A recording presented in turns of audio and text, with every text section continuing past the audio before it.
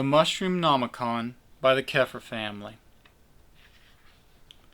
Our story begins with the party of 6 intrepid adventurers exploring a distant land in a time long past. Through shared trial and tribulation, they had come to form a trusted fellowship. Their leader was Joseph, a paladin of the Dragonborn. Though he hailed from a rough and dangerous land, Joseph became a champion of justice, balancing the wisdom of mercy with the might of the sword. The second in command was Lillian, an Eldritch ranger from the Feywild. Because she had spent many years as a bird herd before leaving to seek her fortune in the wide world, she had a special bond with animals. Third in their number was Lynn, an elven mage. Having roamed the world for untold ages, she now sought to aid a new generation of heroes with both magic and advice from the elder race. Melanie, a human cleric, served the Raven Queen. She was equally capable of providing healing as she was delivering a righteous smiting. They were accompanied by a halfling rogue who had adopted the sobriquet, the rogue who should not be named.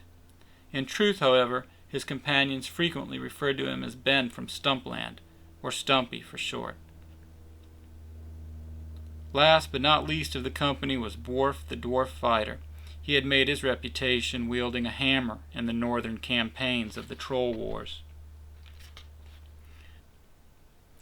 Together this party roamed the land, engaging in acts of varying heroism, such as purging countrysides of rampaging monsters, sending demons back to hell, rescuing princesses and knights alike, and on occasion plundering the odd forgotten tomb. During their journey, our adventurers met many strange and wonderful creatures who greeted the travelers with kindness and curiosity. Some of the creatures they encountered along the way proved not so accommodating. And some bands of brigands understood no language but the cold bite of steel. One day, while navigating through a coastal swamp, they heard a faint but beguiling music in the heavy air. They followed the meandering call of the song through the fen until they discovered the source of the enchanting melody. The music belonged to a beautiful bard with a strange mushroom set upon her head. Only too late did our heroes realize that they had fallen into a trap. They suddenly were ambushed by a torch-bearing maniac and a horrific pair of mushroom people. Although our heroes were not inclined to rush headlong into combat, a battle with the mushrooms seemed inevitable. Just as blades were about to strike, an old druid appeared and cried out, "Stop this madness!" But his words came too late, as Dwarf the dwarf had engaged in his favorite attack, launching Ben the halfling. "Why have you returned?" cried the old man. "We are a people of peace. Was it not enough to have stolen our treasured Mushroomnomicon from us?" Cooler heads prevailed long enough for Joseph to explain that they had not stolen anything from these people, much less the Mushroomnomicon, which in truth they had never even heard of before. "The Mushroomnomicon," explained the Druid, "is an arcane text containing secrets of the eldritch universe, secrets no mortal man should know." "Sounds spooky," said Ben. "The book belonged to our friends, the Myconids," said the Druid, pointing to the mushroom people. "But agents allied with the dragon of the White Wasteland have stolen it and taken it to his lair." "You are a peaceful people," said Joseph, "and we are champions of justice. We fear neither dragon nor man." The paladin made right then a solemn oath to track down the book and return it to the mushroom people. The Druid gratefully accepted their offer. He charged a monk of his people with the task of guiding the heroes to the White Wasteland. They marched across a great distance over the span of weeks, led by the monk along seldom-traveled paths. One evening, the party discovered a surface terraced with stone slabs, the remains of an ancient temple set upon a river bluff. As they made camp, a barrow-wight rose from the ground, wielding a phantasmal sword. Its undead presence curdled the air around it. The blood of the party members chilled as the horror of the grave took hold. Melanie, the cleric, stepped forward and, channeling the energy of the Raven Queen, she turned the undead spirit. The foul presence shrieked as it began to dissolve. Beside the puddle of undead residue lay the phantasmal sword. "This may come in useful," said Joseph, strapping it to his back. "Nice work," Ben said to the cleric as the warmth of the living world returned to his limbs. They resumed their journey, but not more than 2 days passed before they found their way blocked by a hideous monstrosity, seemingly composed of nothing but eyes and mouths. The creature lunged at Joseph and tried to take several bites from his armor before fleeing into the woods. The party gave chase, thinking to rid the world of a vile threat. The creature proved to be surprisingly swift and still maintained a small lead as it entered a dark cave. "How does it move so speedily with no feet?" asked Worf as he huffed along behind it. Suddenly a drow and a Duergar appeared. "Why are you harassing Sissy?" demanded the drow, brandishing her sword. "Sissy," Joseph repeated. "Our pet gibbering mouther," said the Duergar, tapping the ground with his warhammer. "It attacked me," Joseph said in his defense. "You look fine to me," said the drow. "Sissy may have been a little cranky," said the Duergar, "because it's time for us to milk her." "Milk her?" said Ben, eyeing the creature. "Ugh." Eventually they resolved their differences. Sissy was tended to, the elves chatted, the dwarves discussed fell deeds. Soon the party left the cave on more or less amiable terms and resumed their journey to the White Wasteland. But their good fortune was not to last.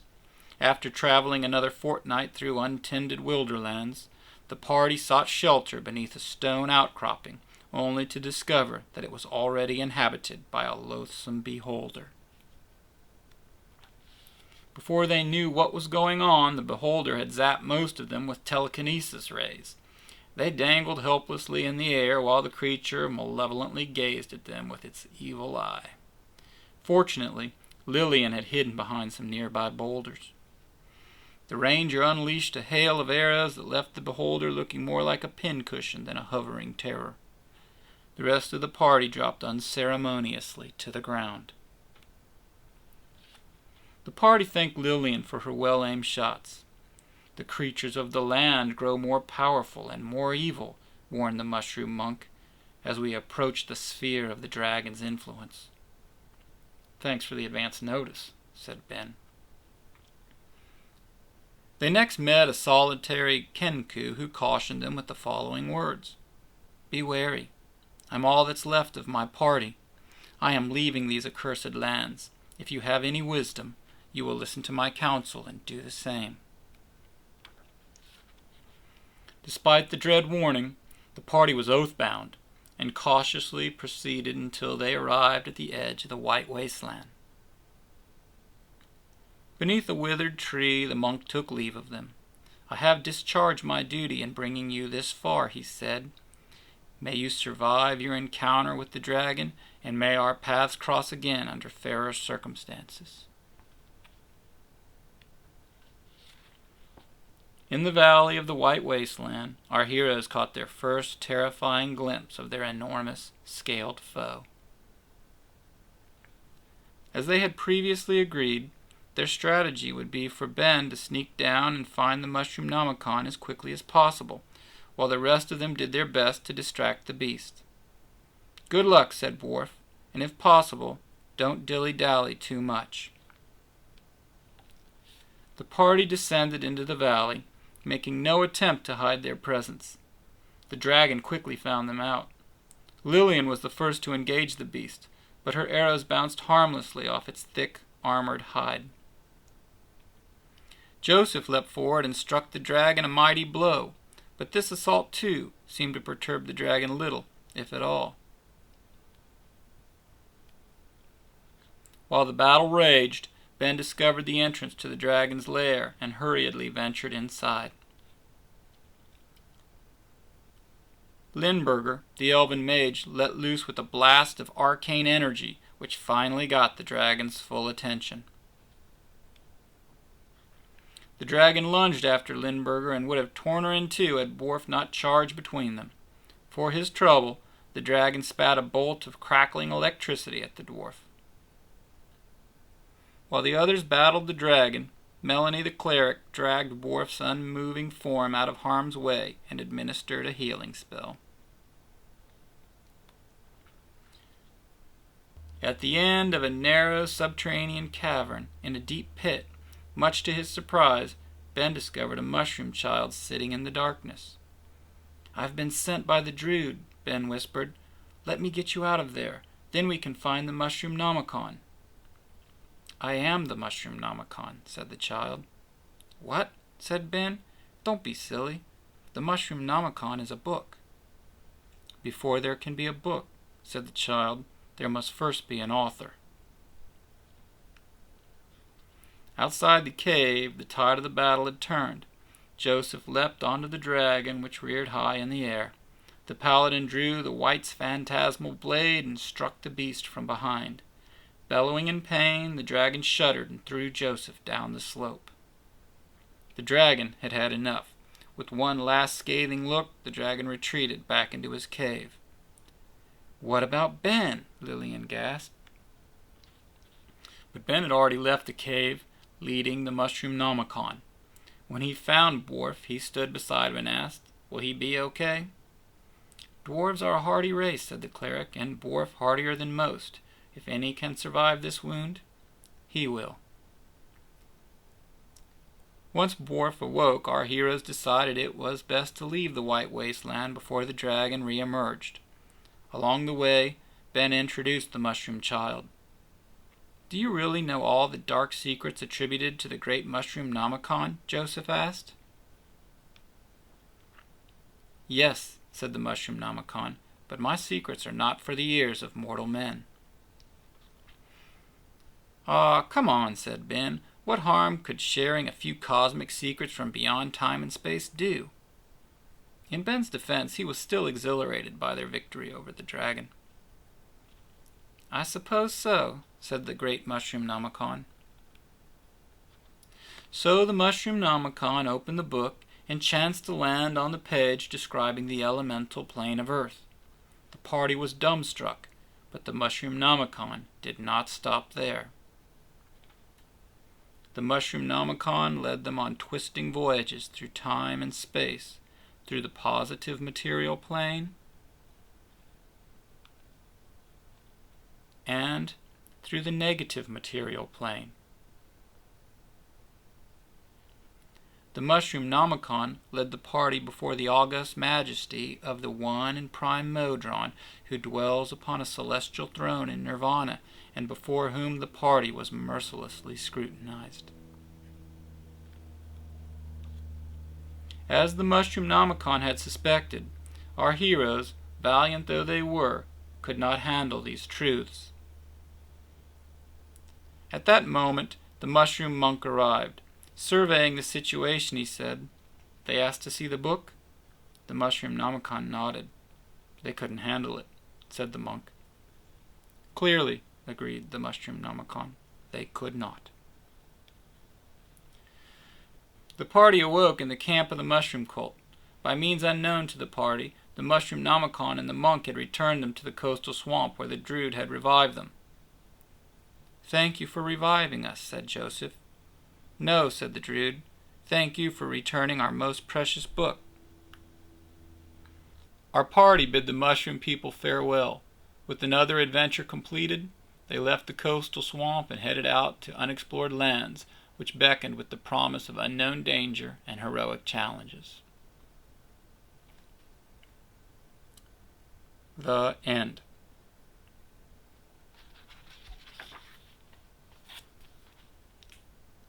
All finger puppets designed and created by Joseph, Ruth, Lynn, and David Keffer from January to March 2013 in Knoxville, Tennessee. All text by David Keffer from 2013 in Knoxville, Tennessee. All terrestrial photographs taken by David Keffer in East Tennessee and North Carolina in 2012 and 2013. Space photographs by the Hubble Space Telescope. Mars photographed by the rover Opportunity. Thanks to Paul Freimeyer and family for the use of their cottage on the Albemarle Sound, without which there would have been no home for the cult of the mushroom. It goes without saying that this book is not an official Dungeons & Dragons product. It's not endorsed by any copyright holder, past or present.